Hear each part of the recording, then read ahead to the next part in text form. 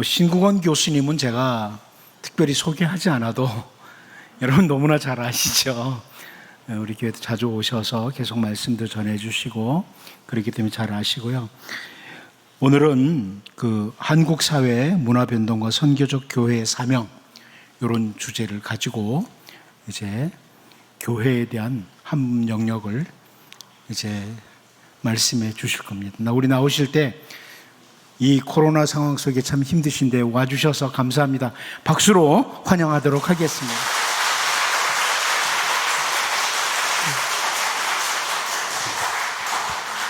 예, 오래간만에 이 코로나 어려운 와중에 이렇게 뵙게 되어서 큰 기쁨이고 또 좋은 기회, 주님께 영광되는 시간이 되었으면 좋겠습니다. 다들 평안하셨죠? 그동안. 예. 예. 오늘 이 강의를 통해서 이 오랜만에 하는 우리 남녀 전도회 연합 수련회가 시작된다고 그래서 제가 사실 많이 부담스럽습니다. 또 여러분들에게 좀 은혜가 됐으면 좋겠습니다. 잠시 기도하고 시작하겠습니다. 은혜로우신 주님, 상암교회를 좀 이곳에 굳건하게 주님의 터요, 주님의 나라가 확장되는 전초기지로 삼으셔서 우리 목사님과 온 성도님들이 아름다운 공동체로 이 어려움을 이겨나가게 하시고 또 이를 통해서 한국교회에 좋은 모범되게 해오신 것 감사합니다. 오늘 또 이렇게 연합수련회로 저희들이 함께 할 때 앞으로 되어지는 시간마다 참 저희들에게 새로운 눈으로 이 어려운 시국의 한국교회가 나아갈 방향을 함께 생각하고 또 상암교회를 통해서 한국교회의 모범을 세우는 귀한 결심과 지혜의 시간 되게 해 주옵소서. 예수님의 이름으로 간구하옵나이다. 아멘. 예. 뒤에가 잘 보이시면 좋습니다. 그래서 이 앞에 좀 불을 끄셔도 괜찮겠습니다. 예. 그 뒤에가 잘 보이시는 게 좋을 것 같아서 앞에 좀 다 꺼주셔도 좋을 것 같습니다. 예, 뒤가 다 훨씬 잘 보이시죠? 늘 말씀드리는 거지만 불을 좀 끄면 주무시는데도 도움되고 아주 좋습니다. 한국 교회뿐만 아니라 전 세계의 교회가 20세기 후반부터 이 불신 사상에 의해서 불이 붙은 느낌이 있습니다. 유럽의 교회, 또 심지어는 미국의 교회, 그리고 마지막으로는 아마도 20세기의 부흥의 마지막 주자였던 한국 교회도 여러 가지 어려운 상황을 지금 겪고 있는 중입니다.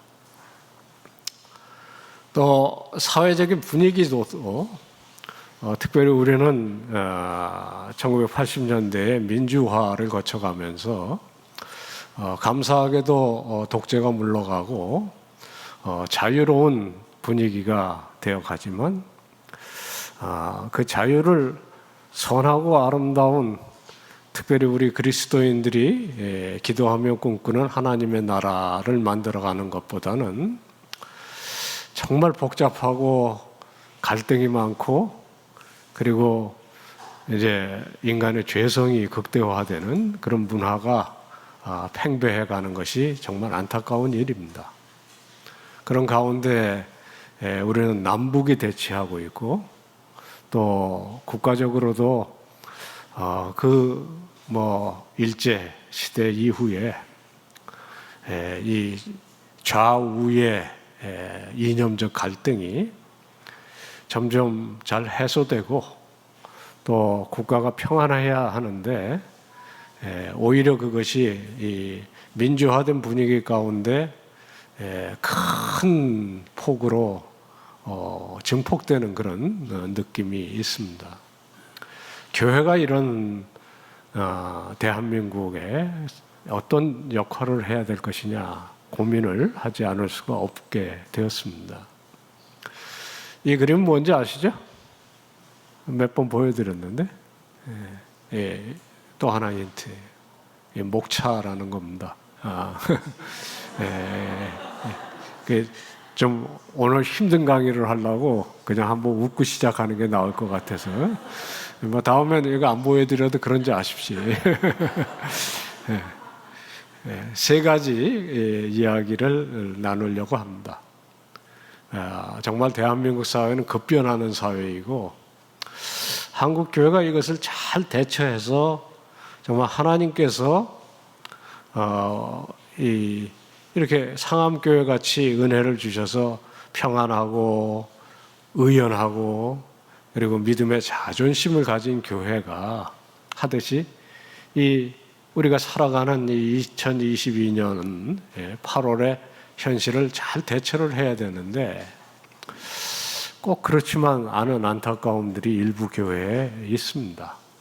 그 얘기를 할 거고, 마지막으로 교회, 특별히 선교적 사명을 가진 교회. 저는 사실 선교적 교회라는 말은 좀 구차한 정도의 반복입니다. 왜냐하면 교회가 선교고, 교회는 선교를 위한 거 외에는 목적이 없어요.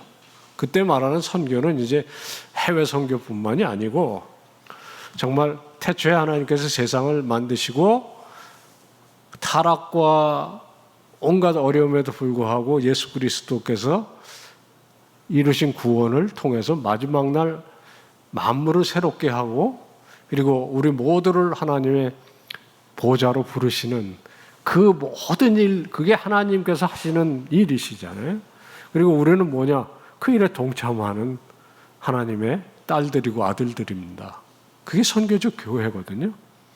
그러니까 이제 하나님은 태초로부터 새하늘과 새 땅까지 일하고 계시며, 하나님의 영광을 위해서 또 그 사랑 가운데 지으신 인간들을 위해서 죄가 있지만 구속하시고 사랑하시고, 마침내는 하나님의 창조의 원뜻이 온전히 회복되는 날까지 역사하실 터인데, 그 놀라운 일에 저희를 부르셨다는 거거든요. 저와 여러분을 부르시고 2022년 8월에 상암교회가 날로 굳건해져 가는 일도 그것 때문이에요. 그걸 이제 선교적 교회라고 좀 어렵게 얘기합니다. 그러니까 사실 교회는 선교가 본질이에요. 그걸 위해서 교육도 하는 것이고, 그걸 위해서 사회 봉사도 하는 것이고, 그걸 위해서 모든 교회가 존재하고, 이런 시간에 이제 우리가 뭐 하냐면 그 나라와 하나님의 뜻을 기리는 거거든요. 그러니까 이제 전문을 나가실 때는 참 이런 소망을 품고 가시는 건데, 그 일에 이 부족한 강의가 조금 도움이 되었으면 좋겠습니다. 그래서 마지막에는 이 선교적 교회의 소명이 무엇이고 그 소명에 기초한 소망은 뭐냐, 이렇게 제가 잡아봤습니다. 그래서 첫 번째 꼭지, 한국 사회는 정말 급변하는 사회거든요. 저는 더러 공부 때문에 꽤 여러 나라에서 살아보고 일도 해보고 했는데요, 한국 사회만큼 빨리 변하는 사회는 없어요. 제 영국 친구가 한번 그러더라고요. 니네 나라에 오면은 첫 번째 느낌이 뭐냐? 할아버지하고 손자가 전혀 얘기가 안 통하는 나라. 이렇게 얘기해. 할아버지하고 손자가 안 통하면 그렇게 괜찮아요. 엄마하고 딸이 안 통하는 게 문제지. 그리고 나이차가 좀 되면 동기들 사이에도 안 통해. 왜 그러냐면 급변했기 때문에 그렇습니다. 이게 이제 1974년에 여의도 광장이거든요. 아마 그때 거기 계셨던 분도 계실 거예요. 제가 거기 있었습니다. 대학교 1학년이었고요. 3일 거기서 성가대 봉사를 했는데 정말 감격이었어요. 100만 명이 운집을 했고요. 저 74년을 계기로 해서 한국 교회는 오늘의 모습으로 정말 도약을 하는 그런 역사가 있었던 장소 아닙니까? 여긴 상암교회는 또 멀지가 않으니까. 근데 저 광장이 군사혁명을 기념하기 위해서 5.16 광장으로 시작했던 광장이고요. 1974년은 독재 정권이 그렇게 힘이 강하던 때가 아니에요. 그런데 저렇게 교회가 저런 큰 집회를 하겠다고 할 때 그걸 허락하고 지원까지 했다는 거죠. 그게 1974년에 대한민국의 모습이었습니다. 저게요, 국가적 행사였어요. 왜냐하면 우표가 발행이 됐어요. 기념 우표가 다 나왔다고요. 그러니까 정부가 얼마나 호의적이었는지를 보는 거죠. 그러니까 오늘날 무슨 차별금지법이다 뭐다 이래서 굉장히 정치가 교회를 그렇게 잘 대접을 하는 것 같지 않은 거에 비하면 정말 분위기 달랐어. 그리고 그 광장의 구호가 뭐였냐면 지금도 제 가슴을 뛰게 하는 구호예요. 민족의 가슴마다 피 묻은 그리스도를 심어 이 땅에 그리스도의 계절이 오게 하자. 대단한 구호였죠. 1974년에 우리 대한민국의 성도들이 저기에 있었던 없었던 하여튼 이 피 묻은 그리스도를 민족의 가슴마다 심어서 이 땅에 그리스도의 계절이 오게 하자 하는 꿈을 꿨다는 거죠. 그리고 2020년 또 다른 광장에 2020년에는 여의도 광장보다는 역시 시청 앞 광장과 광화문 광장이 대한민국의 모임 장소였습니다. 정부가 모이지 말라고 선포를 해버렸어요. 그냥 했습니다. 바로 내일입니다. 8월 15일 광복절날 집회를 진행했는데 우표가 나오기는커녕 온갖 언론을 동원해서 두들겨 댔어요. 그리고 사실 그곳에서는 민족의 가슴마다 피 묻은 그리스도를 심어 이 땅에 정말 복음의 계절 하나님의 나라가 오게 하자 보다는 정권 퇴출이라는 정치적인 구호가 외쳐지고 정부는 강경하게 대처하고 그리고 온갖 언론이 이 책임은 다 기독교에 있다 이렇게 되는 분위기였습니다. 그래서 참 송구하게도 1974년과 2020년에 이 대한민국의 대표적인 공적 광장에서 일어나는 이 다른 모습을 어떻게 이해해야 되느냐 하는 것이 저같이 공부하는 사람의 큰 숙제가 되고 있습니다. 이 두 번째 광장, 2022년에 대한민국 광장은 첫째로 1974년까지는 앞서가던 교회가 이제는 사회 문화에 질질 끌려서 뒤쳐가고 있다 하는 걸 보여주는 양상이고요. 사회가 어떻게 돼가든지 변화하는 것에 대해서 복음적인 전략을 가지고 대처를 해야 되는데 그 전략도 없어 보여요. 왜냐하면 저같이 이런 공부를 하는 사람이 별로 그렇게 이 사회에 기독교의 이름으로 뭔가를 얘기를 못하는, 그러니까 여러분의 잘못이라기보다는 어떤 면에 학자들의 또 신학교의 잘못일 수 있습니다. 그리고 사회는 정말 이제 선거 때뿐만이 아니고 평상시에 이 문화 이념의 전쟁이 벌어지고 있는 중입니다. 이제 이럴 때 정말 우리 성도들은 뭐를 해야 되는가를 고민하게 되고요. 특별히 이것이 30대, 20대 청년들의 가장 그 교회를 향한 아쉬움의 원인이 되고 있는 것입니다. 대한민국은 정말 급변하는 사회입니다. 1970년에 제가 대학을 다녔는데 제 동기 중에 공부 잘하던 친구들은 다 졸업하면요 서울에 남아있는 게 아니었어요. 울산, 포항 다 산업 현장에 뛰어들었죠. 그 다음 세대인 80년대는 전부 다 민주화 운동한다고 길거리에 있었습니다. 그리고 그 산업화와 민주화를 유일하게 하나님께서 복주어서 성공시킨 나라에 소위 문화시대라는 게 찾아오고 세계화 시대가 이어진 거예요. 이게 10년 단위로 서구는 100년씩 걸리던 일을 10년 단위로 하나씩 해치운 나라가 대한민국이에요. 그러고도 그 모든 축복의 결과로 이제 대한민국은 주변 국가가 아니거든요. 세계에서 이 열 손가락 안에 지금 다 들어가는 경제력과 영향력을 지금 가지고 있는 나라가 되었습니다. 그러나 이제 너무 급속도로 성장해온 나머지 우리 속에는 이제 너무 많은 이 숙제들이 품고 있는 것이고, 특별히 우리 그리스도인들은 이제는 정말 이 사회 속에서 선교적인 교회가 된다는 것이 무엇인지를 진지하게 좀 씨름을 해야 하는 것이고, 특별히 우리 상암교회 같이 중요한 위치와 또 이런 강의를 감당해 주실 수 있는 그런 그 신앙의 성숙이 있는 교회일수록 이 고민을 좀 나누어야 하겠다는 생각이 듭니다.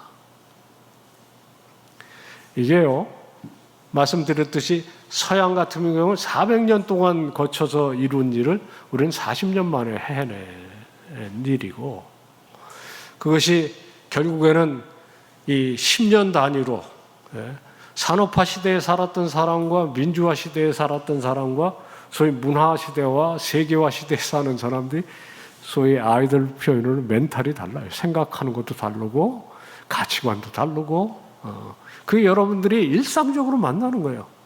요즘 애들은 집도 없는 놈이 무슨 BMW 차를 타고 다니냐, 이런 그런 거. 또 이 백수 주제 젊은이들 하는 거 되게 못마땅해요. 저도 힘들어요. 저도 올해 나이가 70입니다. 안 믿으시죠? 제가 안 믿어져요. 그런데 하여튼 저는 아직까지 대학교 근처에 왔다 갔다 하거든요. 이게 그것도 대학생들 지금 이렇게 와서 옛날처럼 진지하지도 않은 것 같고 기도를 뜨겁게 하는 것 같지도 않고 그러면 되게 힘들다고요. 근데 우리가 그건 인정해야 돼요. 시대가 달라진다는 거. 그리고 대한민국처럼 이렇게 빨리 변화하는 사회에는 어떤 면에 복음은 변하지 않지만 문화가 변할 때 우리들의 사명은 달라진다 하는 것을 생각을 하셔야 되는데, 한국 사회는 결국엔 이게 40년 이 씨름이 여러 가지 위기로 드러나는 조짐입니다. 첫째, 비전의 상실 꼽아볼 수 있어요. 제가 경기도 군포에 사는데요. 오늘 아침에도 지금 오면서 지하철 1호선에 타고 신도림에서 저희 합정역에서 다시 전철 이렇게 갈아타고 오는데 1호선에 외국인들 많아요. 외국인 근로자들. 그 사람들은 한국이 비전의 땅이야. 그래서 한국에 와서 일하고 오늘 하고 내일이 휴일이니까 이제 놀러 가는지 굉장히 시끄러워요. 4호선 타도 마찬가지예요. 저희 사는 동네에서는 지하철 타면 어떤 때는 조금 과장하면요, 제가 앉아있는 칸에 저만 한국 사람인 거 이런 느낌을 줄 정도예요. 근데 정작 이 땅에서 태어나서 이 땅에서 교육을 잘 받은 젊은이들이 비전이 없다 이렇게 생각을 한다고요. 위기죠. 꿈을 잃은 민족 또는 성경에 나오는 대로 이 계시가 없는 또는 이 꿈이 없는 백성은 어려워지는 거거든요. 공동체 의식의 실종을 아주 단적으로 저희가 최근에 이제 통계 조사를 지금 하나 진행을 하고 있는데, 이 공동체 지수에 대한 거예요. 그러니까 큰 돈이 필요한데 누구한테 얘기할 사람이 있냐? 집안의 어르신이 지금 쓰러져서 간병이 필요한데 누구한테 부탁할 사람이 있냐? 최근에 저희 장모님이 어려움을 겪고 계시는데 이 코로나 때문에 말이죠, 정말 어려워요. OECD 국가라고 이 선진국 반열에 우리도 이제 거기에 들어가 있는데, 그것도 상당히 그 안에서도 순위가 높은 쪽에 있는데, 여러 가지 생활 지수들을 이제 이거는 국제적으로 통계를 내보면 그래도 한국이 꽤 중위권 이상의 선방을 해요. 그런데 딱 한 부분 꼴찌를 하는 부분이 있어요. 그게 뭐냐면요, 공동체 지수예요. 20여 개국 그 중에 꼴찌야. 대한민국이 이 공동체. 그런데 이거는 교회가 심각하게 받아들여야 돼요. 뭐냐면 교회는 세상의 빛과 소금이면서 동시에 하나님의 가족이잖아요. 특별히 여전도회, 남전도회, 이거야말로 교회 안의 교회이고 교회 안의 공동체고. 그래서 여러분들이 뭐 사실 잘 돌보시죠, 서로. 교회에서 뭐 집사님, 뭐 권사님 이렇게 부르고 장로님 부르지만 사실 언니, 형 아니에요, 서로. 그래가지고 어려울 때 돕고, 한국교회가 이거 정말 잘했었거든요. 그 장례가 나면 다 가서 위로해주고. 저는 제가 70년대 신학교 들어갔을 때 저희 목사님이 저보고 제일 먼저 얘기하신 것이 이제는 염하는데 따라와 그러시더라고요. 그 저희 왕십리교회 동대문 밖에서 제일 큰 교회였었어요. 그런데 그 교회에서 저도 실제로 그 비슷한 일 많이 했었습니다. 70년대만 해도요. 제 손으로 관도 짜본 적 있어요. 얼마나 가정이 어려운지. 그런데 이런 공동체 지수가 바닥을 가면서 교회마저 여자 뭐 그렇게 안 하죠. 그러나 그게 형태는 좀 달라도 사랑은 똑같아야 되는 거 아닙니까? 그런데 교회가 사회, 옛날에 그래서 사회가 보고 놀랐어요. 어우,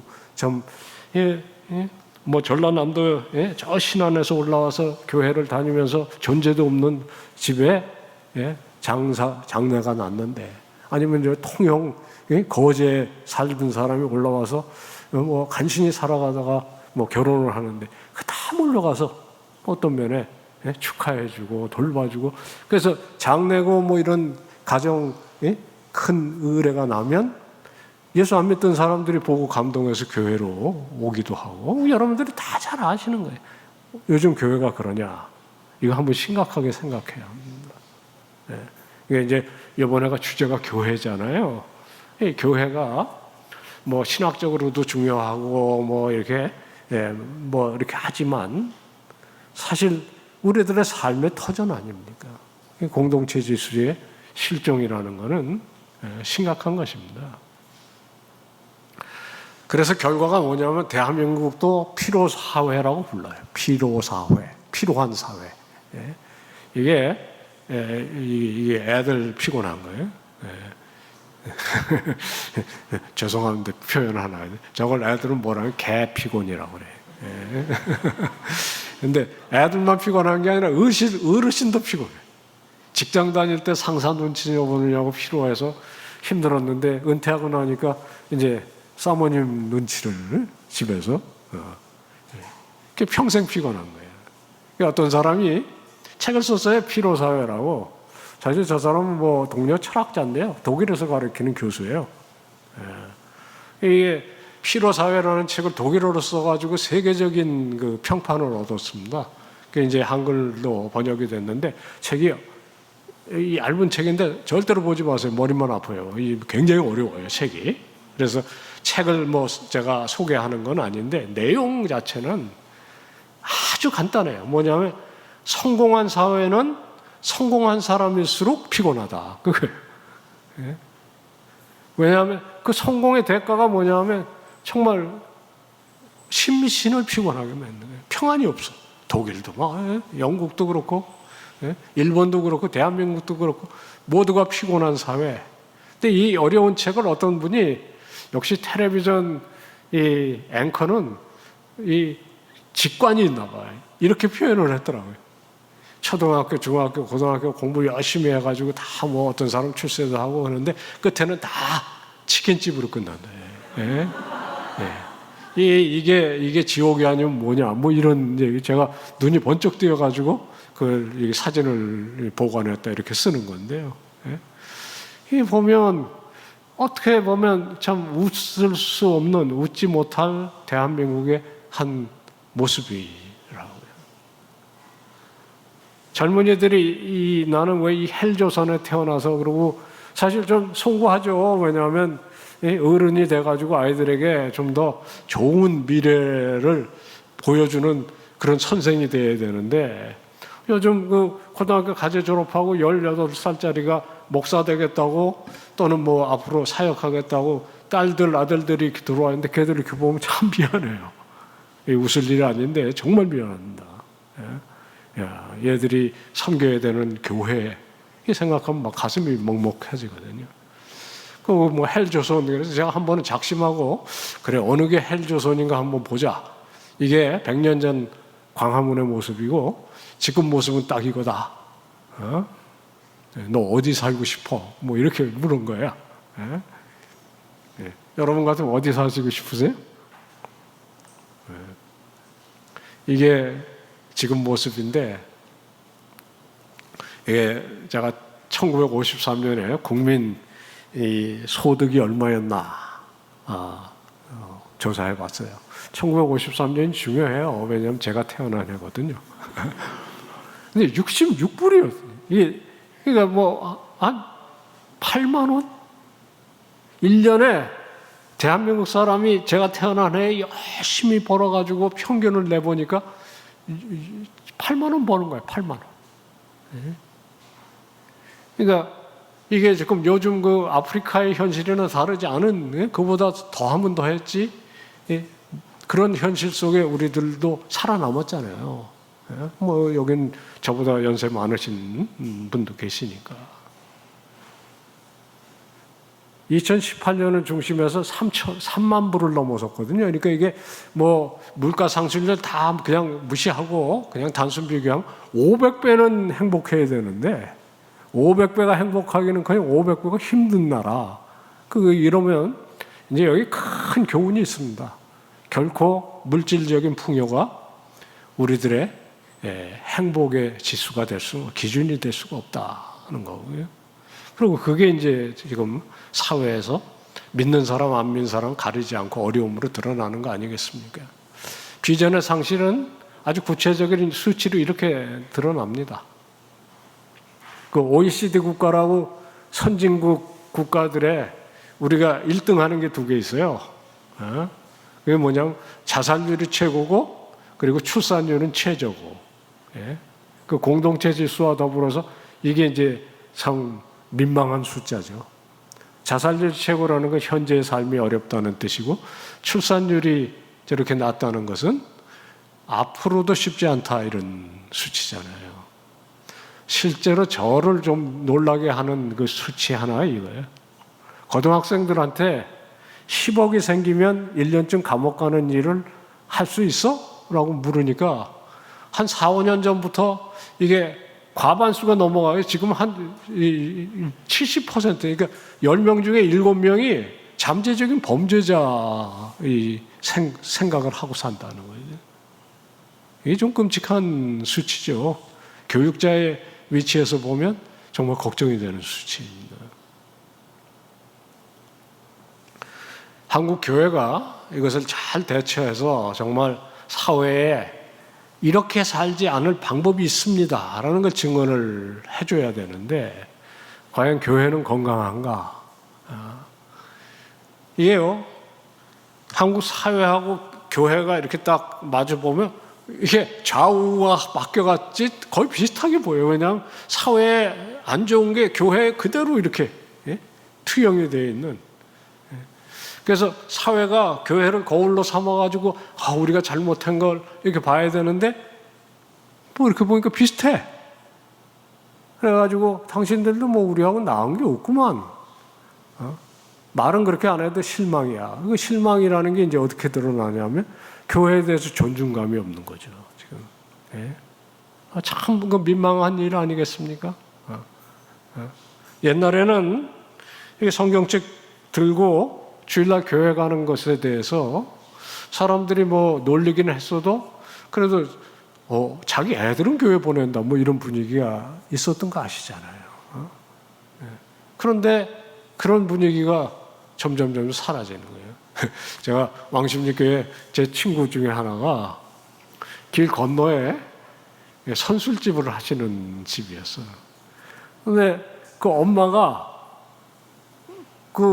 이 선술집을 하면서 거기 담배 가게도 같이 하는데 어머니가 우리들 그 집에 놀러 가면 야, 나는 이렇게 사는데 너희들은 교회 다녀 그래가지고 그 집 애들이 다 교회 우리 친구예요. 제일 친해요. 지금도 교회 다니는 친구예요. 그랬었잖아요. 그 왜 그랬겠어요? 교회는 뭔가 다를 것이다 라는 기대가 있었다고요. 예? 그리고 달라고요.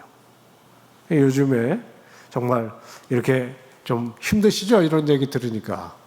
좀 저한테 화 안 내셨으면 좋겠는데, 우리 모습은 우리가 좀 돌아봐야 될 필요가 있어서, 그냥, 거울 이미지다. 뭔가 좀 다르긴 해. 그런데 사실 내용은 같다. 이거는 문제라는 거죠. 노키아라고 들어보셨습니까? 이게 이제 세계 휴대폰 시장의 1등이었는데, 어느 날부터 갑자기 이 추락을 하더니 끝까지 추락해가지고 회사가 문을 닫았어요.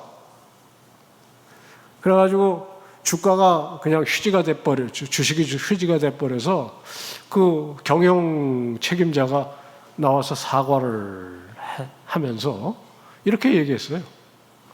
우리가 기술도 최고, 경영도 그렇게 잘못한 것 같지 않은데 어느 날 보니까 망했다. 뭘 잘못했는지 모르겠다. 이게 이 사람의 얘기예요. 그러면서 울었어요. 이게 참 서양 사람들은 저렇게 또 저런 위치에 있는 사람들은 대중 앞에서 눈물을 안 보입니다. 근데 우리는 정말 뭘 잘못했는지 모르겠다. 그런데 왜?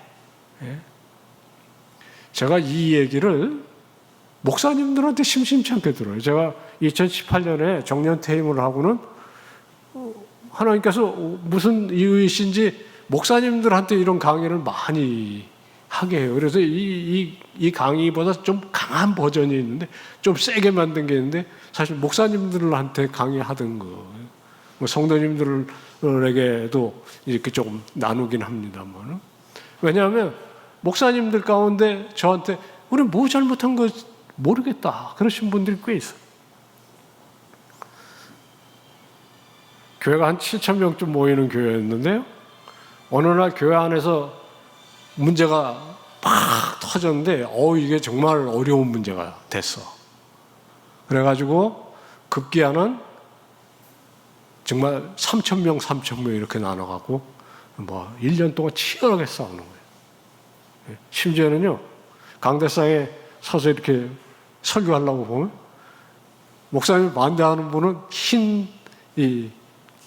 목사님 반대하는 분은 파란 스카프, 목사님 찬성하는 쪽은 흰 스카프. 그래가지고 주먹질만 오고 가지 않지, 정말 분위기가 장난이 아닌 거예요. 그 목사님이 저를 찾아오셔서 사람들 눈에 안 띄기 위해서 지하 3층에서 앉아서 하소연을 하시는 거예요. 형님이 아시듯이 내가 정말 이 교회를 개척해가지고 오늘까지 20년 가까이를 손이 덜덜덜 떨릴 때까지 신방하고 설교하고 그거 보시지 않았습니까? 제가 봤어요. 진짜 한 번 밥을 먹는데 이게 당이 떨어져서 덜덜덜 떨려요. 그래서 몸도 챙겨가면서 제가 그랬던 적이 있거든. 그런데 왜? 이게 질문이야. 그런가 하면 장로님, 제가 그 한 1년 동안 제가 그 와중에 껴서 그냥 싸움 말리느냐고 했는데 장로님은 또 그래요. 저희 할아버지 때부터 저희는 돈 벌면 교회 세우는 게 일이었습니다. 그래가지고 저도 사업하면서 애를 써갖고 이렇게 해와서 왔는데 그렇게 평안하던 교회가 왜? 그러니까 이게 아무도 이유를 모르는 거예요. 아무도 이유를 모르는 거예요. 제 친구 하나는 30대 후반에 강남에서 총망받는 교회에 담임 목사가 됐는데 그 첫날부터가 문제였어요. 설교를 끝나고 나면 어느 분이 오셔서 CD를 한 장씩 이렇게 주면서 목사님 설교는 이렇게 하는 겁니다. 이래요. 그래서 이 사람이 결국에 한 1년 사이 완전히 자긍심이 그냥 박살이 났어요. 근데 제가요, 그 CD의 주인공도 알고 이 목사님도 아는데 결코 못하지가 않아요. 좀 다를 뿐이지. 이 친구가 정말 이제 의지할 때는 하나님밖에 없어서 여기 와가지고 무릎 꿇고 주님, 제가 잘못한 게 뭔지 가르쳐 주세요. 제가 우리 부모님이 열심히 해서 제가 신앙촌에서 태어나요. 이 친구 아버지가 어머니가 신앙촌에 들어가서 사셨어요. 박태선에. 거기서 태어나서 그래도 거기서 하나님의 은혜를 벗어나가지고 총신대학 다니고, 예, 제 4년 후배예요. 잘 알아요. 제가 가르치기도 했어요. 예. 예. 그래서 전 정말 이때까지 그냥 외길만 달려왔는데 교회는 교회대로 어렵고 그 와중에 우리 딸마저 막 속을 썩였는데 어느 날 딴 생각을 하다가 기도고 뭐고 막 다 사라지면서 막 원망이 막 시대로 올라오는데 펑펑 울다가 그런 생각이 들더라는 거예요. 히스기야 므낫세 꼴이 아닙니까? 뭐 이런 말이 튀어나와요. 여러분들 혹시 아실 거예요? 히스기야는 다윗 왕 이후에 최고의 성군이었습니다. 근데 그 아들 므낫세는 형편없는, 예, 이사야 선지자를 판자 사이에다 끼고 톱으로 켰다는 악한 왕이었어요. 그 히스기야가 꼭 므낫세를 보는 느낌이 들어는 거예요. 그래가지고 입에서 그런 게 나오더래요. 아마 히스기야가 므낫세가 하는 꼴을 봤으면 이렇게 얘기했을 거다. 그러면서 저한테 한 얘기가 있어요. 용서하세요. 제가 그냥 그대로 옮길 테니까. 어떻게 우리 집안에 저런 새끼가? 어떻게 주님? 어떻게 우리 집안에 저런? 이 친구는 그래서 그 안에서 막 붙들고 씨름하다 결국엔 히스기야의 잘못을 보여주시는 그런 깨달음 가운데 교회를 내려놓고 저 화성에 가가지고 잘 회복했습니다. 이 친구는 그 와중에서 정신과 치료도 받았어요. 이게 참 아픈 이야기죠. 이 제가 말씀드린 이 케이스들은 다 그래도 원만하게 회복된 케이스들이에요. 제가 말씀드릴 수가 있고요. 사실 이 두 번째 이 경우는 이걸 책으로 썼어. 그래서 제가 뭐 감히 이런 자리에서 나눠도 될 것 같습니다. 뭐 제가 책을 소개하진 않겠습니다. 이게 그런데 왜? 이거 물어야 되는데요. 아무도 답을 모르는 것 같아요. 그래서 기회가 있으면 이걸 우리들이 씨름을 해야 되겠다. 그런 생각을 하게 됩니다. 격변의 한국 교회의, 한국 사회 속의 교회의 문제.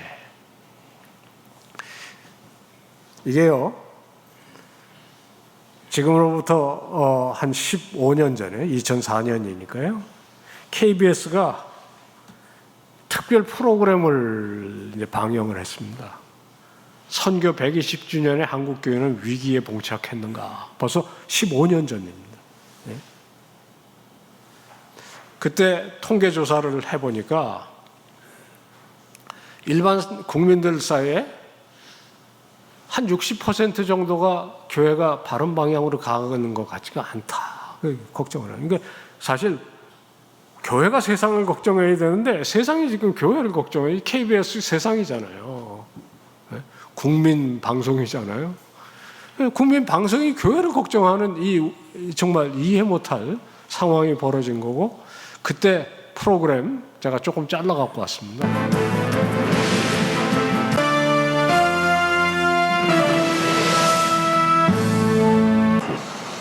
한국 교회는 세계적으로 유례를 찾아볼 수 없을 만큼 놀라운 성장을 이루었다. 그러나 그 놀라운 성장이 현재 한국 교회에 새로운 문제를 낳고 있다는 지적이 나오고 있다. 옛날 죄송합니다.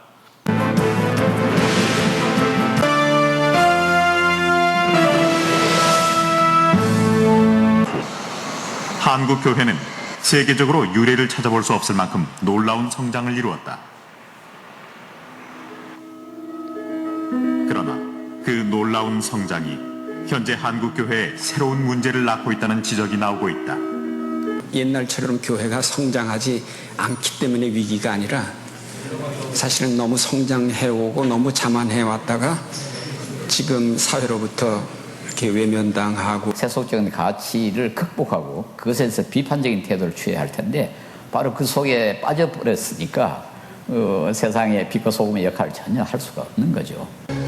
한국의 근현대사에 가장 큰 영향을 미친 개신교. 한국교회는 과연 위기에 처해 있는 것인가? 만약 위기라면 그것을 극복할 수 있는 방안은 무엇인가? 이게 이제 방송이 교회에 물은 거고요. 그 안에 이제 몇 가지를 지적을 했는데 이런 겁니다. 한국교회 문제 첫째, 재정적으로 투명하지가 않다. 사고 많이 납니다. 예. 두 번째, 운영이 비민주적이다. 그래서 목사님 또는 장로님, 교회에서 힘 있는 분들이 교회를 좌지우지하는 그런. 세 번째, 저는 이거는 동의하지 않습니다. 외부 봉사가 적고 이기적이다. 실제로 그렇지 않습니다. 문제는 뭐냐 하면 사회가 교회가 하는 일은 다 전도를 하기 위한 것이라는 그런 왜곡된 시각을 가지고 봐요. 그리고 그 진정성을 인정을 잘 안 하는 분위기가 있어요. 그게 안타까운 거죠. 압도적으로 합니다. 뭐 요즘 천주교 그러는데 실제로 교회가 개신교가 사회봉사를 한 수치와 뭐 예를 들어 우크라이나에 뭐 구호기금을 보냈다든가 지난번에 울진 삼척에 산불이 났을 때 구호한 내용을 보면 저도 사실은 거의 참여를 해서 실제로 숫자를 들여다봤어요. 그런데 압도적으로 많아요. 그런데도 세상이 이제는 뭐 이렇게 교회 그렇게 놀라지도 않아요. 그리고 괜히 그래봐야 교회 나오라는 거 아니야? 뭐 이런 식의 얘기를 합니다. 이것도 큰 숙제이긴 숙제예요. 정치적으로 너무 보수적이다. 이면도 저는 공개적으로 토론한 적도 있어요. 정치적으로 나는 성경을 성경대로 믿겠다는 면에서부터 시작해서 정치적으로도 어떤 면은 보수적이다. 그리고 보수가 할 일을 제대로 해야 국가가 사회가 안정이 되는 것이고 그것이 진보와 더불어서 어떤 면에 긴장관계에 있는 것이 나쁜 거 아니다 이런 얘기를 하지만 여기서 말하는 그 보수적인 성향이라는 건 그냥 닥치고 보수인 거예요, 문제. 그리고 옳건 그르건 뭐 이거 이제 문제가 될 수 있다는 거죠. 사실 제일 아픈 얘기는 이거예요. 기독교인들이 의식이 실천 이게 말하는 대로 안 산다. 전능하사 천지를 창조하신 하나님을 믿사오며 이렇게 시작하면 적어도 무신론자 같이 행동은 안 해야 될 텐데 이제 이 결과가요. 결국엔 교회의 신뢰도가 자꾸만 추락하는 걸로 나타나요. 사실 이 교회 사회가 교회를 얼마나 신뢰하느냐 하는 조사를 뭐 얘기 드려도 괜찮을 것 같은데 서울대학교의 경제학과에 김아무기 교수가 시작했어요. 정말 아픈 마음을 가지고 한국 교회가 좀 사회가 이렇게 교회를 바라봅니다. 한 10여 년 전에 시작했습니다. 이번에 이 친구요 통일부 장관 될 뻔했었어요. 실제로 뭐 하겠다 그러면 그냥 그 사람이 1번 순위였습니다. 근데 지금은 아닌 것 같다 그래서 그 고사하는 좀 어려웠는데 하여튼 뭐 이 사람은 그냥 간단한 그냥 이런 아무개나 교수가 아니에요. 상당히 능력이 있고 상당히 서울대학교 안에서도 정말 존중을 받는 경제학과 교수인데 저보고 그러더라고요. 목사님 저 이거 더 이상 못하겠습니다. 이거 왜 못하는데? 그랬더니 쪽팔려서 못하겠다는 거예요. 제가 오늘 상스러운 말 많이 씁니다. 정말 부끄러워서 이게 뭔가 나아지고 조금씩 나아져야 할 맛도 나는데 자꾸만 떨어지. 그 친구 시작할 때 32%였었는데요. 이게 뚝뚝뚝 떨어져서 결국에는 작년에 제가 했어요. 이거 작년이 아닙니다. 올해 3월에 국민일보와 더불어서 누군가 돈을 댄 사람이 있어가지고 이거 조사하는데요. 이게 1,500만 원씩 들어요. 이게 제 개인 돈으로 할 수 있는 일 아니거든요. 18몇 %가 나와버린 거예요. 이제 2020년에 코로나 이후에 한국교회가 의연하게 대처하지 못하는 이런 모습 때문에 뭐 아마 또 사회가 지금 점점 뭔가 강팍해져 가는 것 때문에 결국엔 이런 결과가 나와버렸습니다. 그런데 수치보다 저를 더 놀라게 한 게 이 그림이에요. 이거는 통계 전체의 내용들을 참고로 해서 이거 제가 그리는 거예요. 사람이 그리는 거 아니에요. 컴퓨터가 세 종교의 이미지를 이렇게 이렇게 그래프로 그리도록 했는데 불교, 천주교 좋은 것들이 상당히 많은데 개신교의 이미지에 그 가장 중심에 가까이 온 그게 첫 번째 이미지인데 세상 사람들이 개신교 그러면 배타적이다. 그래. 이기적이다. 물질주의적이다. 세속적이다. 이거는 만약에 세상이 정말 교회를 이렇게 본다면 우리는 어떻게 해야 될까요? 저부터 정말 하나님 앞에 처절하게 회개하고 우리 자신을 바꿔야 하는 이걸 어떤 면에 세상의 모습을 통해서 세상이 하는 이야기를 통해서 우리 교회를 깨우시는 거 아닐까 그런 생각을 합니다. 결국엔 세상은 교회가 세속적이고 물질주의적이라는 거에 대해서 아주 안 좋은 의식을 갖는 거죠. 근데 이게 이제 어떻게 하다 보니까 기독교인들 가운데 강남에 사는 분들도 많고, 넉넉한 사람도 많고, 또 그래서 교회가 또 큰 교회도 있고, 이렇게 변명도 할 수 있고, 뭔가 얘기도 할 수 있지만, 우리 중심에는 적어도 정말 구약 성경에 선지자들이 얘기하는 대로 정말 우리는 우상에 무릎을 꿇지 않은 사람들인가? 이거는 돌아봐야 하는 거거든요. 그런데 한국 교회가 기본적으로 뭐냐면 자동차에 브레이크와 악셀러레이터가 있으면 어느 거를 주로 밟았느냐? 그거 한번 생각해 볼 필요가 있어요. 한국 교회가 이 악셀러레이터에 브레이크에 사회가 너무 빨리 가면 브레이크도 좀 밟았어야 되는데 브레이크를 밟는 대신 고도 성장, 자본주의가 무슨 세상에 가장 행복을 가져오는 건지 알고 냅다. 급기야는 브레이크는 아예 없어진 거야. 교회가 브레이크를 건다는 건 뭐냐면 더 이상 부유하기 전에 우리는 정말 정신적인 가치와 삶의 정말 진지함과 이런 것들을 회복하자 이런 운동을 좀 하고 강단이 그걸 외쳐야 되는데 오히려 그냥 그냥 잘 되고 돈만 많이 버는 게 그것이 축복이냐 하지 않았는가 하는 반성을 해봐야 하는 거죠. 이게 이제 현실을 넘어서 우리들이 바라봐야 되는 소명과 소망 이야기입니다.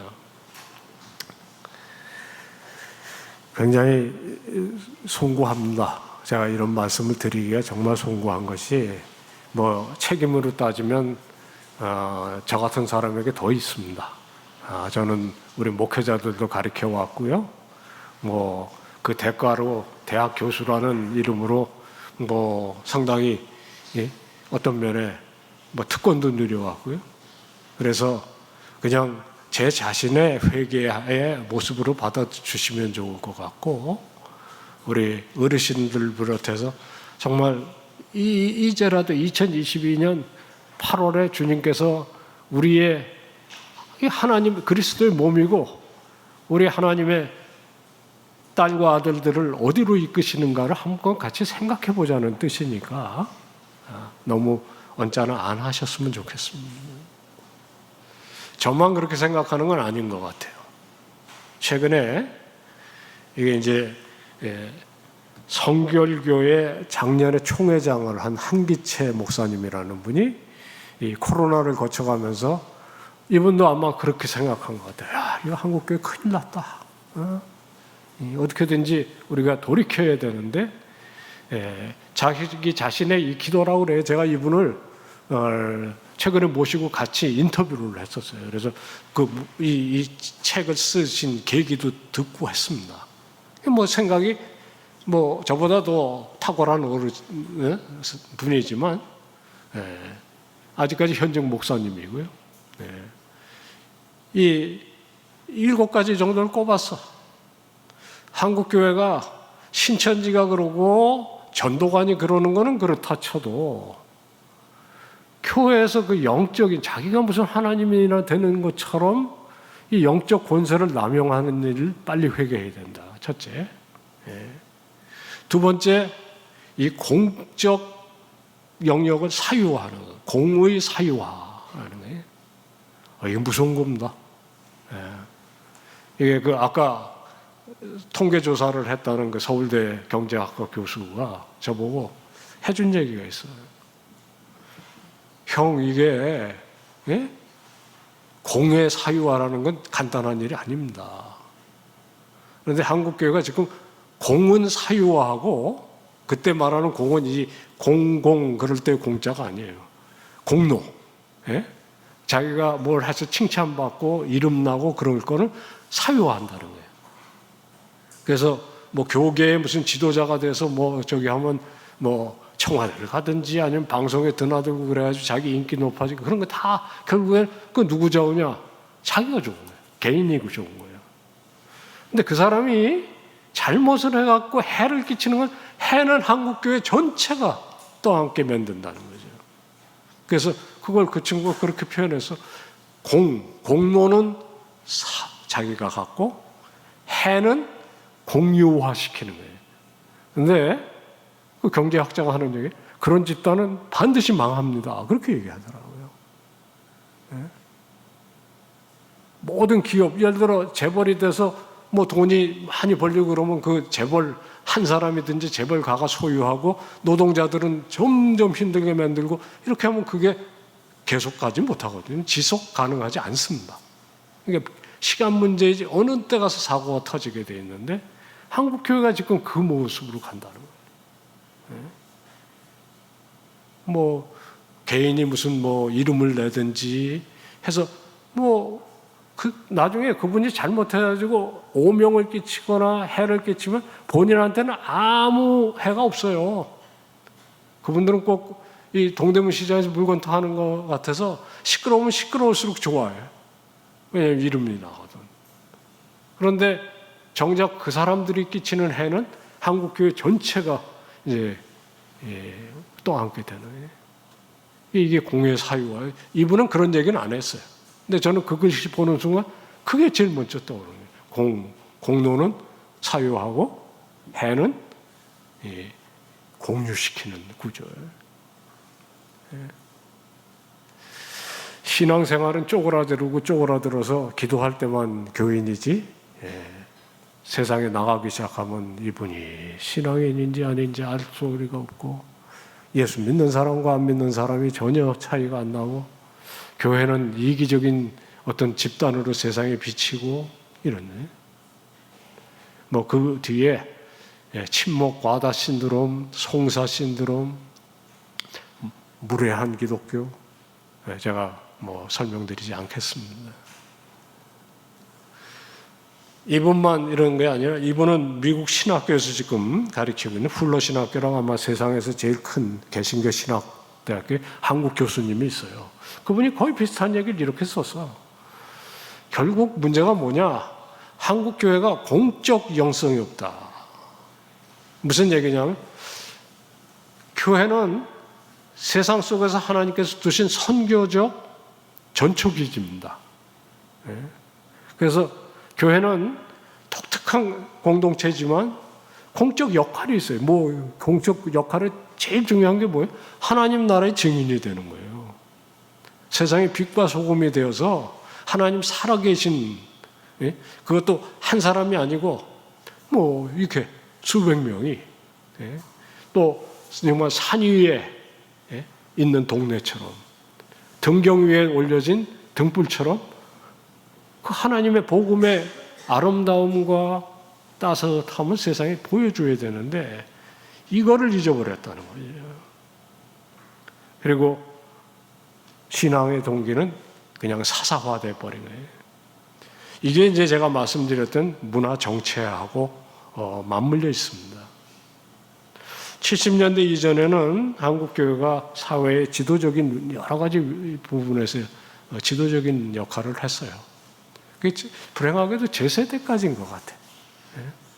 왜냐하면 제 세대까지만 해도 노래 잘하는 사람 다 교회 다니는 사람이 성가대에서 노래 배워가지고 결국엔 뭐 가수가 되기도 하고 뭐 이런, 또 직장에서도 뭐 사회를 제대로 보는 사람 다 교회 학생의 출신들이고 그런 게 좀 앞서가던 거예요. 지금은 뭐 현격하게 끌려갑니다. 그리고 제가 아는 한 교회는 교회 구조를 어디서 배우냐? 삼성 전략기획실에서 나오는 그거를 목사님이 그대로 카피해서 거기서 시키는 거 못 알아서 부목사들이 죽을 맛이야. 이게 지금 뭐가 잘못돼도 잘못된 거 아닙니까? 그런데 이렇게 질질 끌려가는 거예요. 사회는 지금 뭐 찐박질을 해서 뭐 저기 가는데 교회가 지쳐요. 게다가 이 세상이 뭐 점점 부유해지고 이 사이즈가 커져가고 그러니까 교회도 이제 덩치를 불리는 일에 뭐 올인을 하는 거예요. 그러다 보니까 이 공적 제재도라고 할까요? 우리는 이불 덮고 그 안에서 전도하는 사람들이 아니잖아요. 우리들의 직장 생활 속에서, 친구들 속에서, 우리들의 삶 속에서, 우리가 사는 아파트에서 이 우리의 삶과 우리의 말과 우리의 행동을 통해서 복음을 그리고 하나님께서 살아계시다는 걸 우리가 정말 나타내야 되는데 그건 안 하고 그냥 광장에 나가서 스피커 대고 큰 소리를 내면 그게 증언이 되는 줄로 생각하는 것이 아니냐 이런 생각이 들어요. 기독교는 근본적으로 하나님과 나의 관계가 중요해요. 그래서 그것이 결여되어 있는 상태에서 무슨 세상으로 나가는 그건 소위 자유주의입니다. 인본주의고요. 그러니까 우리는 항상 뭐 새벽에 이 강단 앞에 우리가 무릎을 꿇든지 아니면 개인의 골방에 들어가서 하나님과 친밀한 관계 속에서 정말 나 같은 죄인 살리신 주 은혜 거기서부터 출발하는 것이 너무너무 중요해요. 그러나 무릎을 꿇었던 무릎을 세워서 일어나서 돌아다니기 시작하면 그 삶 속에서 하나님 살아계신 하나님께서 나에게 주신 은총 증거해야죠. 근데 이게 균형이 없는 거예요. 어떤 사람은 골방 없이 광장에만 뛰쳐다니는가 하면 어떤 사람은 골방에 있으면 골방에서만 신앙이에요. 그래서 균형 잃는 그 하나님과의 친밀성은 소위 영적 도피주의로 균형을 잃는 공적 영성은 도덕주의로 이렇게 지금 뭐 양극화되어 갔는데 그 중에 아까 말씀드렸듯이 2020년부터 이 광장에 나가서 큰 목소리를 내는 분들이 이게 광장에 나가서 큰 목소리를 낸다고 그것이 광장이 되는 것이 아닙니다. 진짜 광장은 어디서 시작해야 되냐면 무릎 꿇고 기도하는 데서 그리고 우리들이 정말 삶 속에서 하는 일을 통해서 그 메시지가 복음적으로 드러날 때 진짜 광장이 되는 것이죠. 남에게 폐를 끼쳐가면서 남이 듣든지 말든지 내 목소리만 내는 것은 그 광장이 아니라 어떤 제 친구 학자가 섬이다, 섬. 자기만 혼자 사는. 제가 그래서 섬이 아니고 개토야, 개토. 개토가 그런 것이다. 진짜 공론의 장은 어디가 공론의 장이냐면 사도 바울이 잘 보여줬어요. 사도행전 17장에 보면 당대의 최고의 지성인이 모인 데가 어디예요? 아테네였습니다. 3차 전도여행 때 이 위에 빌립보에서부터 고린도로 향하는 길목에 아테네를 들렸어요. 아테네에 당대의 최고의 지성인들 소크라테스, 플라톤, 아리스토텔레스의 제자들이라고 할 수 있는 스토익, 에피큐레스 학파가 당대의 아테네의 지성인들이었어요. 그들과 대놓고 토론합니다. 뭘 갖고 토론해? 부활이 있음을 가지고 토론한다. 이런 게 공적 광장이에요. 그래서 오늘날 공적 광장에서 목소리를 높여야 될 진짜 이슈는 상업주의에 대해서 교회가 할 말이 있어야 되고요. 전통적인 도덕을 무시하고 방종으로 치닫는 자유주의에 대해서 할 말을 해야 되고 공동체와 연대를 무시한 개인주의에 대해서 교회가 질타해야 되고 그러지 않고 소위 보수가 됐든지 진보가 됐든지 편을 들어서 이 정말 투쟁에 앞서서는 이 일은 자칫 잘못하면 복음의 증인이 되기보단 이데올로기의 증인이 되는 그런 모습이 있습니다. 이 한국 사회는 정치 과몰입 사회예요. 이 책 제목이 참 자극적이죠? 이게 엄청 팔렸습니다, 이 책. 네. 저도 이거 저는 이런 공부하는 사람이라 꼭 읽어봐야 된다고 해서 읽어보는데 참 막 욕으로 도배된 책이에요. 근데 한국 사회 한 모습을 잘 보여줘요. 정말 우리 사회 정치가 뭐길래 닥치고 정치하는, 정치가한테 맡겨도 되는 일까지 그냥 시민이 다, 이게 이제 민주화의 어두운 그늘이죠. 우리 성도님들 제발 이런 사람들한테 휘둘리지 않아야 되지 않겠습니까? 이게 그 결과의 모습이에요.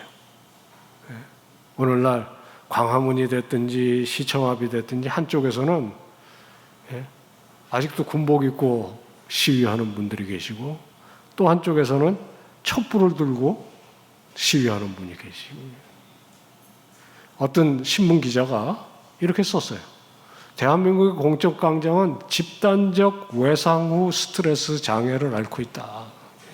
이게 뭐냐면, 제가 사실 한국 사회 94년 돌아와서 제일 먼저 가서 봉사한 데가 삼풍백화점 붕괴 현장이었는데요. 거기서 한 달 동안 봉사하니까 나도 막 이게 스트레스가 오는 거예요. 막 꿈도 이상하고 꿈꾸고. 그런 걸 외상 후 스트레스 장애라고 부르는데, 이게 1차가 있고 2차가 있고, 그러니까 저 같은 사람이 2차를 겪는 거죠. 근데 이게 대한민국 국민 전체가 지금 집단적으로 외상 후 스트레스 장애, 이게 뭐냐? 민주화 스트레스 장애, 또 독재 스트레스 장애, 6.25 전쟁의 스트레스 장애, 멀리 가면 일제의 스트레스 장애를 우리 국민 전체가 앓고 있다. 그래서 그 기자가 쓴 글 그대로 제가 옮긴 겁니다.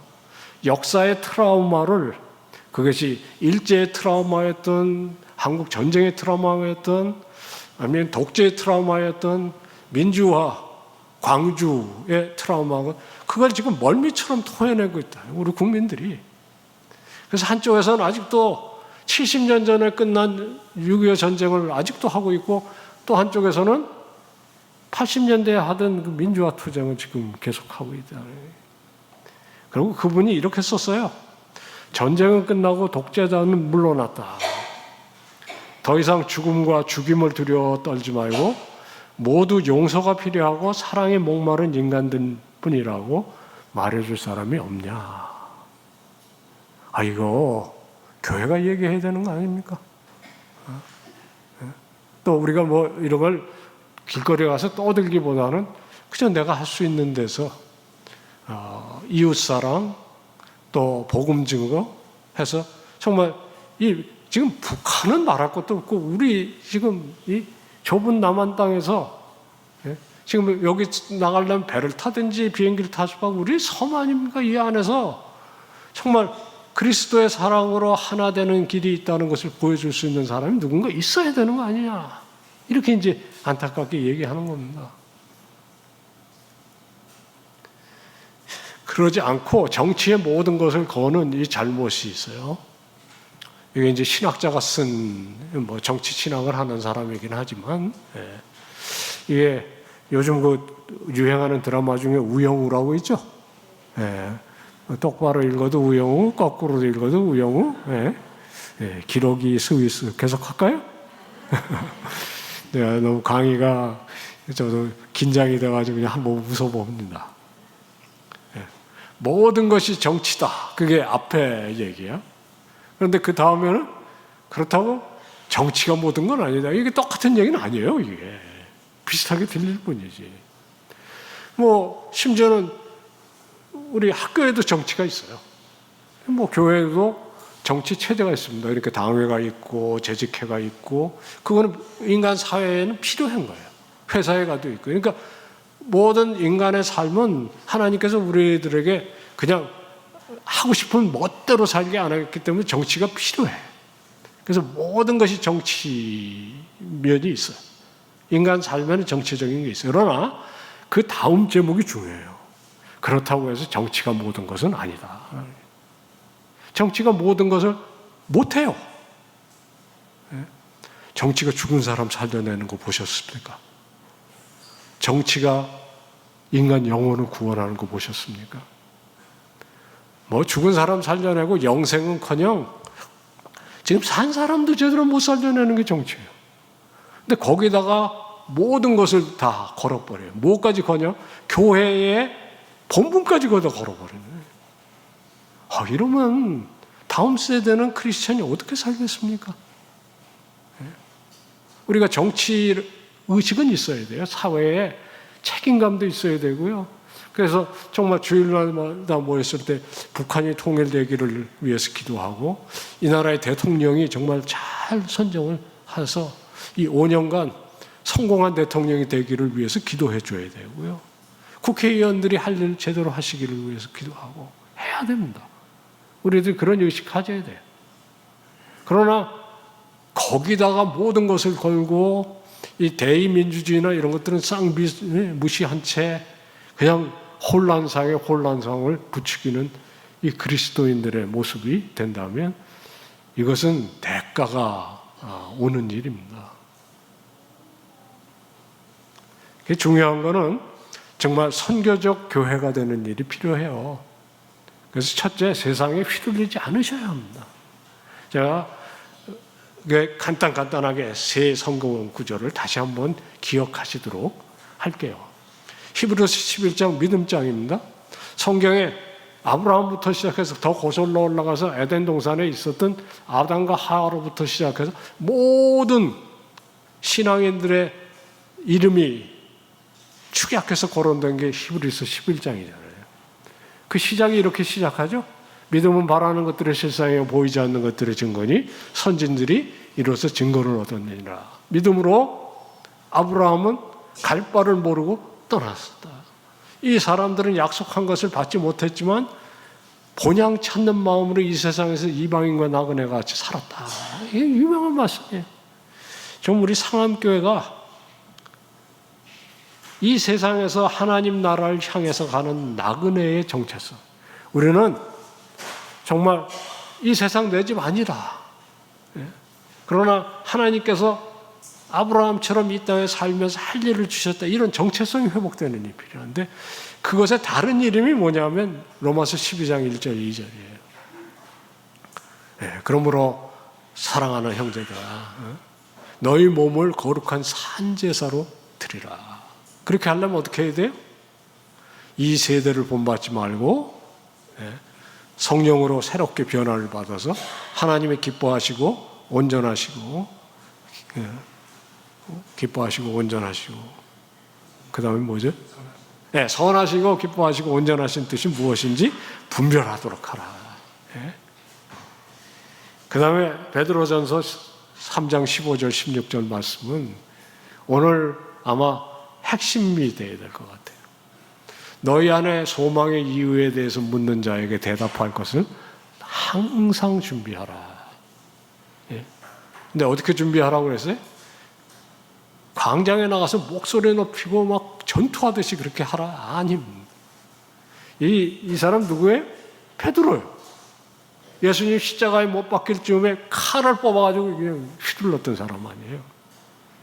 그런 사람이면 이게 지금 노사도가 되었을 때 우리 나가서 싸우러 가자 뭐 이런 얘기를 할 법한데 그건 아닙니다. 소망의 이유에 대해서 묻는 자에게 대답할 것을 준비해야 돼. 어떻게? 온유와 두려움으로 하라. 그 두려움이라는 말은 존중이라는 뜻입니다. 그리고 남에게 그런 무례함 보이지 말고 힘써야 될 것이 뭐냐면 세상 사람들이 부끄러워할 정도로 너희들이 선행을 행해야 될 것이다.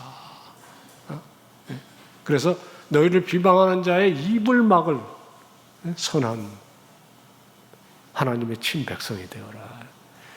우리 김봉서 목사님 워낙 설교를 깊이 하시는 우리 정말 동역자시기 때문에 그냥 이렇게 하면 목사님이 또 기회 되시면 여러분들에게 이 말씀 얼마나 풍성하게 풀어주실 거예요. 그래서 제가 설교하는 시간이 아니기 때문에 그냥 세 꼭지 이렇게 딱 하고 마치려고 그래요.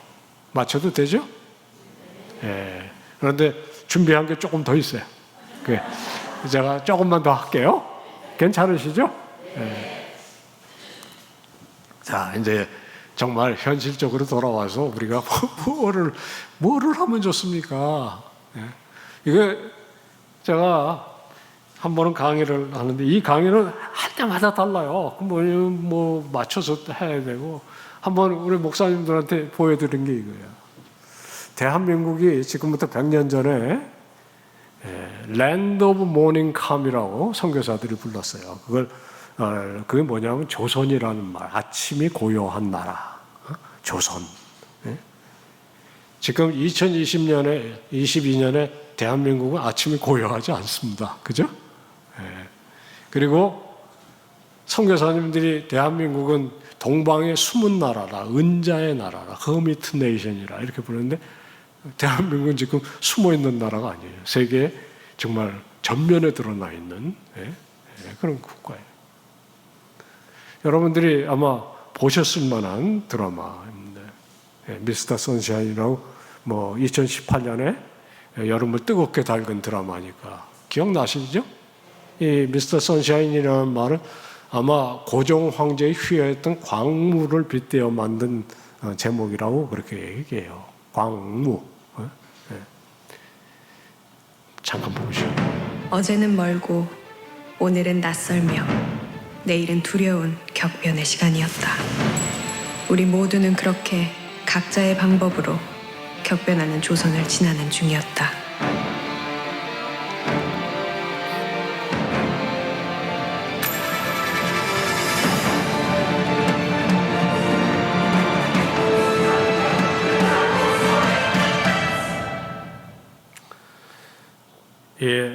왜 제가 이걸 보여드리냐면 저도 이 드라마가 막 참 울림이 좀 있었어요. 특별히 어제는 멀고 오늘은 낯설며 내일은 두려운 격변의 시간이었다. 이게 1907년만 그랬을까? 이 정말 10년마다 세상이 막 요동을 치면서 다른 이 단계로 넘어 들어온 지난 40년, 50년이 사실은 격변 연속이었지 않았을까. 그리고 그 격변을 지나다 보면 항상 문제가 뭐냐? 어제는 멀어요. 그리고 지금은 낯섭니다. 그런데 내일은 더 두려워. 우리 모두는 그렇게 각자의 방법으로 격변하는 조선을 지나는 중이었다. 이 5사람 얘기인데요. 신분이 달라도 엄청 달라. 그 중에 저 가운데 콧소형 기른 친구는 백정의 그것도 버려진 아들이었고 그 옆에 여성은 매국노의 딸입니다.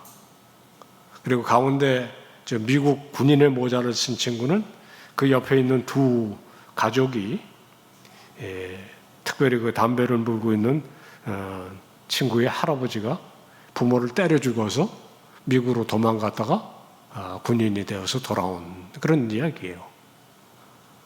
제가 이 퀴즈를 하나 내고 싶어요.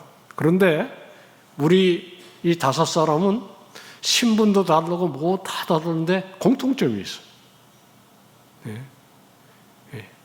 뭘까요?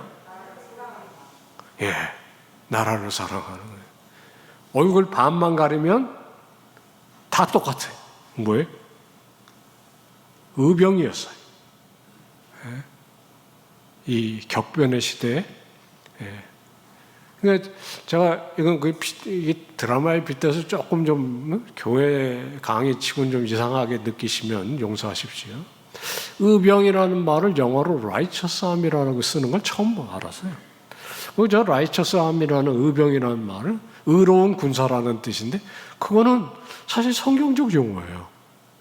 갈라디아서에 골로새서에 나오는 의병.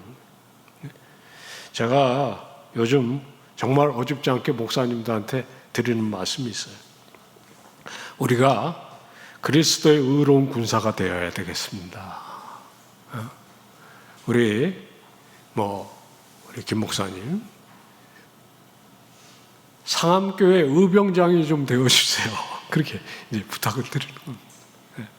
제가 제주도에서 한번 한 100여 명이 넘는 담임 목사님들 섬긴 적이 있는데 그 모임의 이제 주인장이 뭐 되시는 그 부산의 목사님께 목사님 할 수 없이 이 100명 의병장들을 데리시고 사령관 되어 주셔야 되겠습니다. 왜 제가 의병 얘기를 이렇게 정말 어줍지 않게 꺼내냐면요. 대한민국의 공교회 시스템이 지금 다 제일 못해요. 이 교단 무슨 장 부끄러워 죽겠어요. 또 사회적으로 나가서 무슨 뭐 교회 이름을 가지고 이렇게 얘기하시는 분들이 목사님 그냥 교회에 계시지. 왜 저렇게 해서 정말 어떤 면에 젊은이들을 힘들게 하고 뭐 신학생들은 정말 어떤 면에 막 절망하게 하고 왜 저러실까? 무슨 얘기냐면 정식 군대는 다 당나라 군대 돼버렸어요. 이게 정말 한국의 공적 교회 시스템이 정규군이었는데 정규군이 꼭 1907년에 조선 군대같이 제 할 일을 못하는 거예요. 그럼 어떻게 해야 돼요? 우리가 그냥 다 포기하고 그냥 그럴 수는 없잖아요. 그러니까 이제 이런 때는 뭐가 필요하냐? 의식 있는 정말 권사님, 집사님, 장로님 누구든지 우리가 할 수 있는 일을 하는 거죠. 그냥 무릎 꿇고 기도하면서 나에게 주신 일을 한다. 저는 2018년에 퇴임하면서 기도가 딱 한 가지였어요.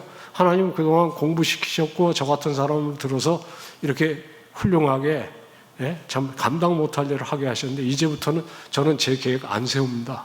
무슨 일이든지. 그랬더니 무슨 일이든지 막 너무 많이 시키죠. 그래가지고 그 이제 제가 안 써야 되는 표현인데 백수가 과로사 한다고요. 제가 지금 딱 저한테 뭐 얘기할 때마다 그래. 당신 하는 일 없잖아. 뭐 출근할 일도 없을 텐데 뭐 이러면서 그러면 또 거절 못 하는. 근데 즐거워요. 즐겁다기보다는 이제는 뭐라 그럴까요? 다급해요. 저에게 주신 시간이 얼마일지도 잘 모르겠고 또 이 사태가 사태니만큼 제가 어제 군산에 가서 군산에 있는 한 교회 청년들을 세계관 강의를 하면서 여러분들에게 해드렸던 강의 그거 하면서 여러분 이 20대 그리고 30대 이 청년들에게 딱 한 가지만 좀 부탁을 합시다. 하나님은 창조로부터 새하늘과 새 땅까지 교회를 구약에는 이스라엘이 교회였고 신약에는 초대교회로부터 시작해서 2000년 동안 하나님의 교회를 통해서 역사하셨는데 교회가 흥할 때도 있었지만 정말 종교개혁 그 전야와 같이 그럴 때도 있었다. 하나님은 한순간도 교회를 포기하신 적은 없다. 그 일을 해오시면서 지금 2022년에 여러분과 제가 이렇게 지금 군산에 이 아름다운 교회 이런 수련회에 있는 거다. 그러니까 우리는 상황을 제대로 암과 동시에 뭐가 있어야 되냐면 하나님은 창조로부터 새하늘과 새 땅까지 꾸준히 역사하시는 분이고 결국에는 당신의 뜻을 온전히 성취시키는 것을 믿고 가는 수밖에 없다. 그러면 패배주의는 없어야 돼요. 왜냐하면 끝에 하나님께서 온전히 회복시키실 걸 믿으니까요. 그래서 저는 여러분보다는 교회 사정을 더 잘 알지 몰라도 한국교회에 대해서 절망하지 않습니다. 또 설사 한국교회를 하나님께서 크게 야단치실 줄 몰라도 중국교회를 일으키시든지 하나님의 뜻은 온전히 쓰실 거예요. 결국에는 문제는 뭐예요? 나는 그 일에 어디에 서 있느냐? 그게 이제 문제가 돼요.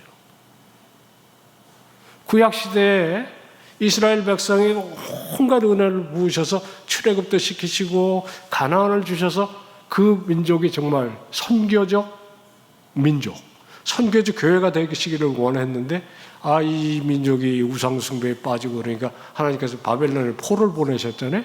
그렇다고 하나님의 역사가 죽었습니까?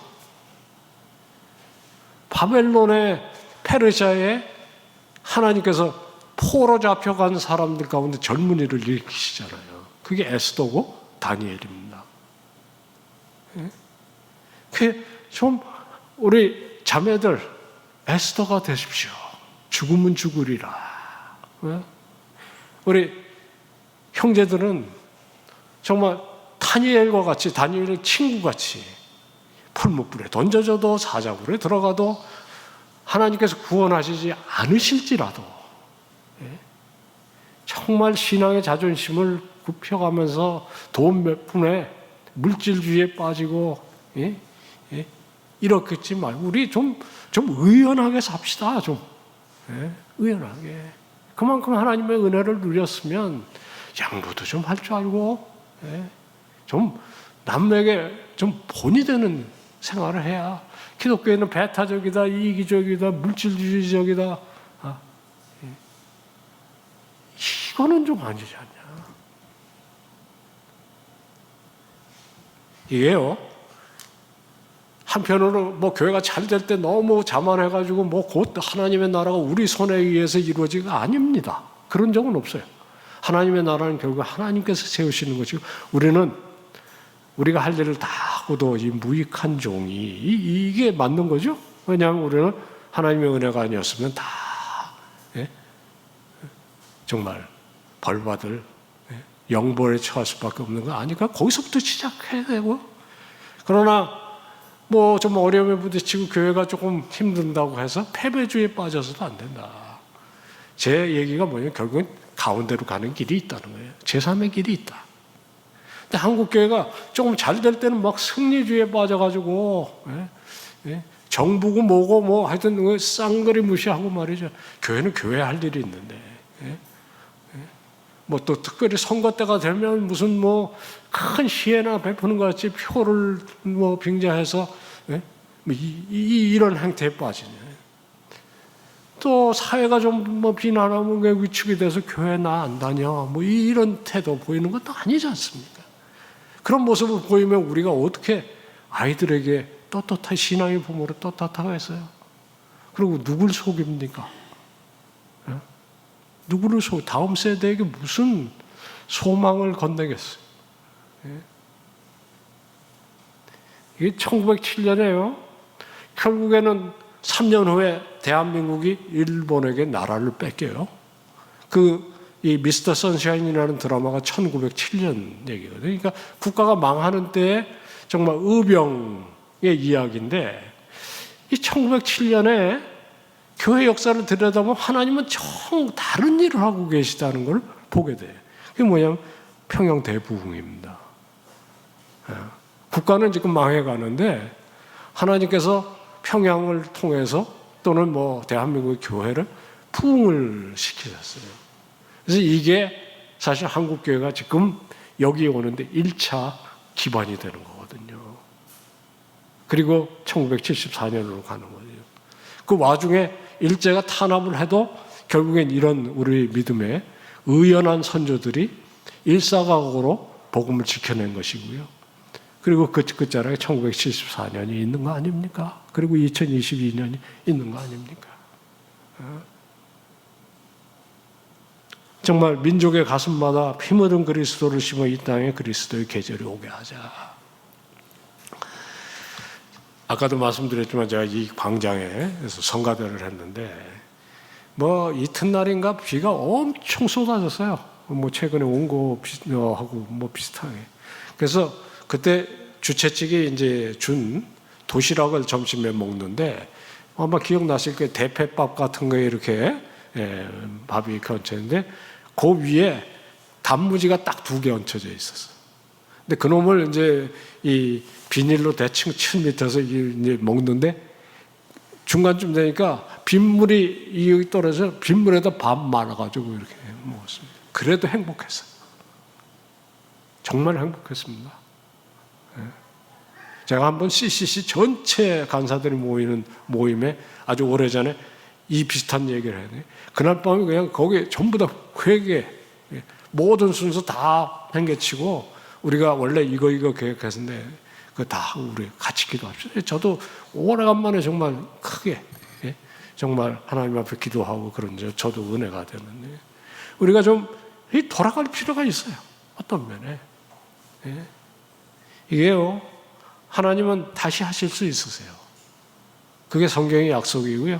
제가 어줍지 않은 영어 썼습니다. 이거는 제가 어떤 이제 설교를 하는 이 본문을 가지고 이렇게 들여다보는데 그 주석책에 나온 제목이야. God can do it again. 하나님은 언제든지 이 일을 다시 행하실 수가 있다. 민족의 가슴마다 피 묻은 그리스도를 심어 이 땅에 그리스도의 계절이 오게 하자. 이 일이 우리 상암교회를 통해서 좀 다시 한번 살아나기를 축원합니다. 왜냐하면 1907년에 역사하신 하나님이 지금 살아계신 동일하신 하나님 아니세요? 강의는 이렇게 마치겠습니다. 제가 사실 어제 목사님께 이 강의가 좀 셉니다. 걱정이 많이 됩니다. 말씀을 드렸어요. 그랬더니 우리 교회 잘 아시지 않습니까? 그러셔서 그냥 용기를 내봤습니다. 혹시 마음이 불편하시면 용서하시고 이제 끝났으니까 우리 찬양을 하나 딱 하고 그냥 바로 끝냈으면 좋겠습니다. 오늘 우리 함께 생각했던 아까 시작할 때 부르는 그 교회가 되게 하시옵소서 하는 찬양도 좋지만 잘 아시는 찬양이세요. 한라에서 백두까지, 한라에서 백두까지. 우리 한번 일어나서 하십시다. 정말 기도하는 마음으로.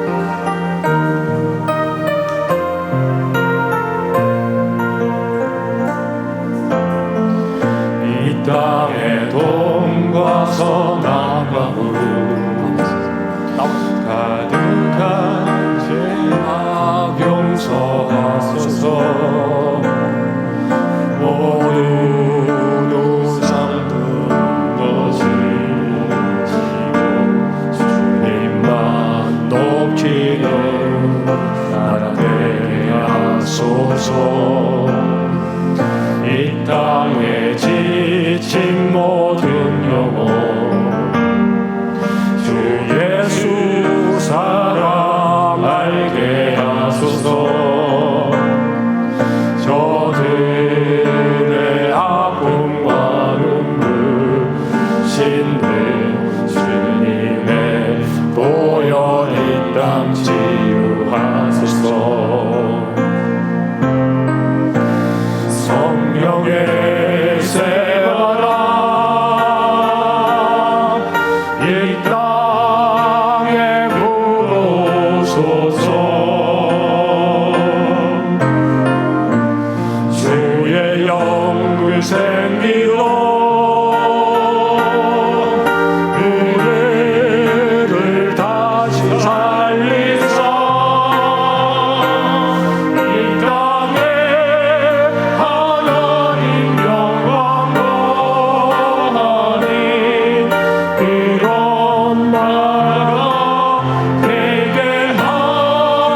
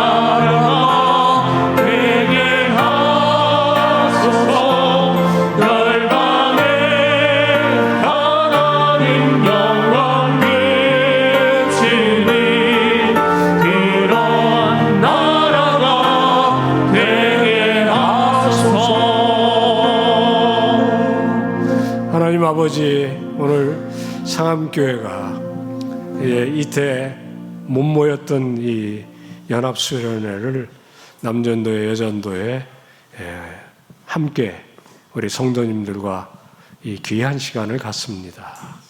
주님, 교회가 무엇인지를 저희들에게 가르쳐 주옵소서. 또 우리가 이 그리스도의 몸 되신 교회의 손이고 발이고 수종드는 귀한 위치로 부르신 은혜 받은 자인 것들을 잊지 않게 해 주시옵소서.